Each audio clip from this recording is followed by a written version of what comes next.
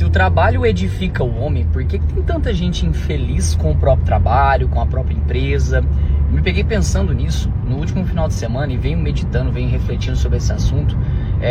E eu cheguei a uma conclusão do que eu venho aprendendo, do quanto a gente não sabe diferenciar o que é trabalho do que é serviço. Olha que loucura isso daqui. Por exemplo, eu tenho uma empresa de marketing, né, de consultoria. Às vezes eu estou ali prestando serviço para um cliente e aí no serviço prevê que eu tenho que entregar, sei lá, roteiro de conteúdo, etc e tal. Isso é o meu serviço. Ou seja, é o que eu estou prestando para o cliente em troca de um dinheiro, certo? E isso é completamente diferente de trabalho.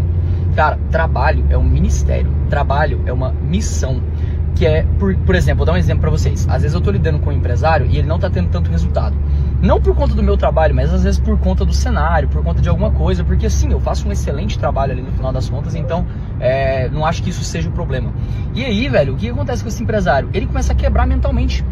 Ele começa a atacar os funcionários, os prestadores de serviço, e ele começa a ter problemas. Só que ali não é ele, cara. Ali é o inimigo tentando confundir ele de qual é o propósito dele como empreendedor, como empresário, e é o meu papel e o meu trabalho lidar sim com a gestão emocional desse cara.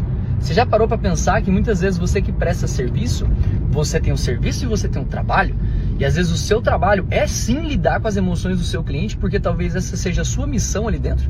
Porque no final das contas, 90% do resultado ou falta dele que você vai ter é fruto de uma gestão emocional. Então, no final das contas, é isso. E quando a gente fica só prestando serviço, a gente tende a ficar infeliz. Principalmente quando as coisas não saem como a gente esperava, o que acontece quase sempre, né? E quando você está fazendo o seu trabalho, sua missão, independente da tempestade, você está feliz, você está alegre, sacou? É por causa disso.